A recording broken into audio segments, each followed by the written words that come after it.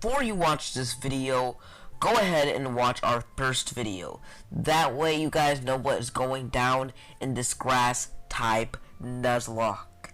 A lot of crazy stuff happened over here, so just stay, watch us on our old grass type only adventure, okay?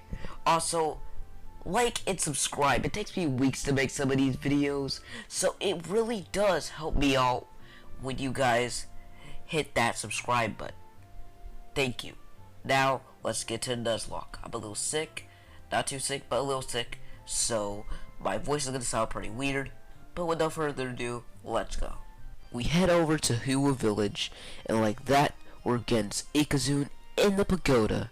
Ikazun is actually very easy to deal with, for whatever reason. I thought that this was going to be the end of my run, but it wasn't. I went for Thunder Chop a lot, which all of my members just resist, so I was able to pull out basically any Lumion I wanted, but I did have Chartiki out by the time it actually used Flame Chomp, but it was pretty low, so we just kept on spamming Pine Shot until it eventually died. And like that, we beat Ikazun. Next up was the gym. The gym's challenges were pretty difficult, but the battles weren't really the same thing. The battles were really easy because I was able to just spam Fire Breath with Chartiki. I know that that's not exactly the most logical move, but Fire Breath is probably the strongest move Chartiki has, plus it just seems like the only logical choice. We go for Slime almost immediately, and we actually get a Poison, which is pretty great because that just ends up, taking out our opponents. So, yeah, not really that much to worry about with the first Lumion. His Wisp Up goes for Stretch, which would be pretty bad for us since Sap Plant's accuracy isn't exactly great. But we get one off anyway, and by the time we get that Sap Plant off, Wisp Up is basically history, okay? He sends out Krakola, which is very, very scary, because I didn't actually look up the moveset for the Fire-type Gym Leader's Krakola, but I do believe he has Magma Burst, and I'm pretty sure that will one-shot basically any kind of fire. I'm Grass-type, I meant to say. But we end up winning against him once we set up that Sap Plant. Blob evolves too, so I guess that's kind of a bonus. I mean, he's not really too useful, but I guess it's kind of a bonus that he evolved. So hey. We encountered the Marnie clone, Mabel, and her friends again. Now this battle I'm a little scared for because, we could lose any of our Lumions here, and if we lose Jar, that's basically the end of our run. If we lose Chartiki, it's pretty bad too, but if we lose Jar, no Sap Plant setups ever again. Lucas sends out Kabunga, and not only is Kabunga weak to fire, but Chartiki learns Fire Breath.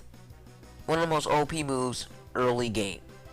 You can see where this is going. Basically, we one-shot that thing. I go ahead and send out Jar for that Sap Plant setup because, yeah, plus we can just spam it with like Pine Shot and it's dead.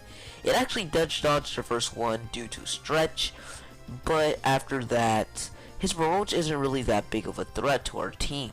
So you could just say that that was pretty easy for us to deal with. Then we're introduced to the Lucas finale, which is Eliguana, which I don't even get why the game would give him, because your trainer level has to be like, what, level 34, just to get access to the Thunder Fruit, which is required to evolve Geklo. But yeah, they just give him this dude. Luckily, it's only gonna go for like Light Dash, Shine, and Dodge, and throughout that cycle, it takes a lot of slimes, but we're able to get enough slimes off of it to just completely demolish. Like in the last battle, we're going against Pancham again, and I don't know if this is due to level or something, but it basically just gets a one shot. Her Limperer is a little more of a threat, but not really. We go for Fire Breath on the first turn. We pretty much almost one shot that thing. Clutch ability comes in. It's pretty much alive right now, and if it does a flying type move, let's just say Chartiki's gonna have to tank a lot, but it just uses Metal Sound, so it's pretty much a free kill, and we just kill it, because that's just what I said. Now, after the little, a dark type killed my starter incident, I'm not really a big fan of them, so when Lucy had the audacity to sound out our goon,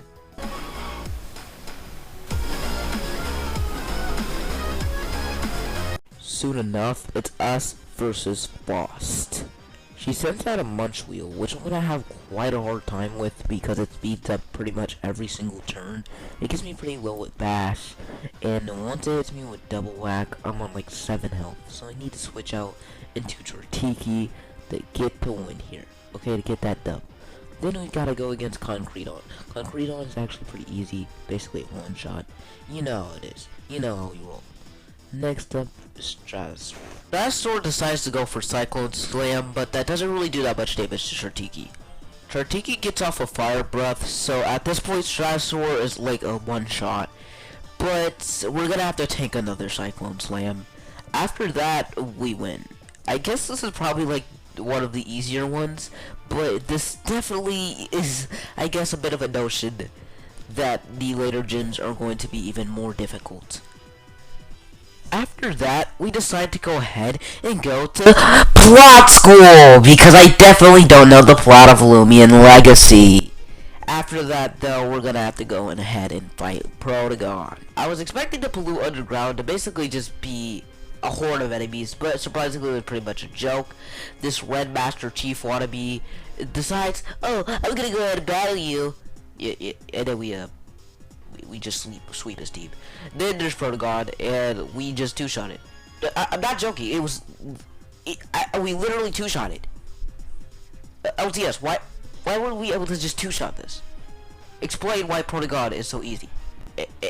We catch a Wild Owl. Now, sorry that it took so long to make this video. I really just honestly lost interest in this because it was basically like replaying a good portion of the game, a lot of the game, and I generally just did not want to replay half of the game. But I decided to do it because I started Nuzlocke, so I might as well end it. Obviously, I'm not going to end the entire series for obvious reasons, but yeah. Also, I actually have a video out if you want to know why I changed my name to Mandy.exe. So just go check that out if you're wondering what's going on with my channel right now.